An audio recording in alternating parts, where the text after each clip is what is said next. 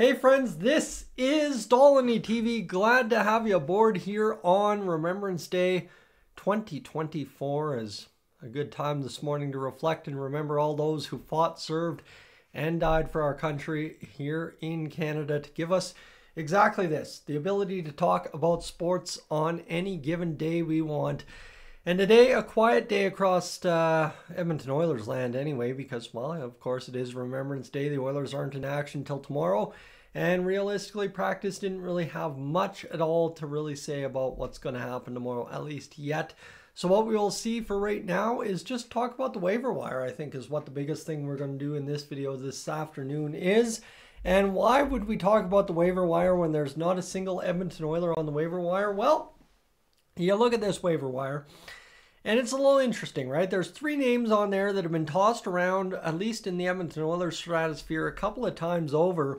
In Matt Benning, Andres Athanasiou, and of course Kaapo Kähkönen as well. So Kähkönen once upon a time targeted trade rumors for the Oilers. Well, now you have here, you have a situation where you've got Matt Benning, a defenseman that could possibly step in and, steady Eddie that third pair alongside Brett Kulak, but at a price tag of $1.25 million. I don't see it. I don't want it. I don't want to worry about trying to figure out the cap space after the fact if it doesn't work out, so let's not. Andres Athanasiou is at 4 point something this year. Expiry this year, still not worth taking on, and we know the Oilers won't. And then Kaapo Kähkönen, obviously the Oilers have Delia and Rodrigue down in the minors, not really looking to make much of a move on the goaltending front.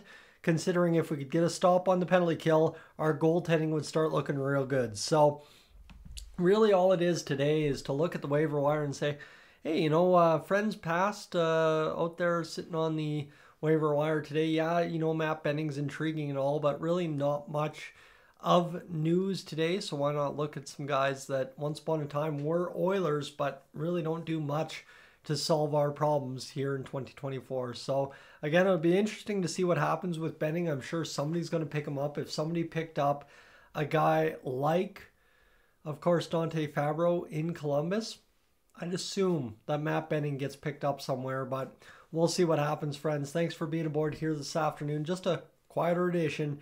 I am up on out of here.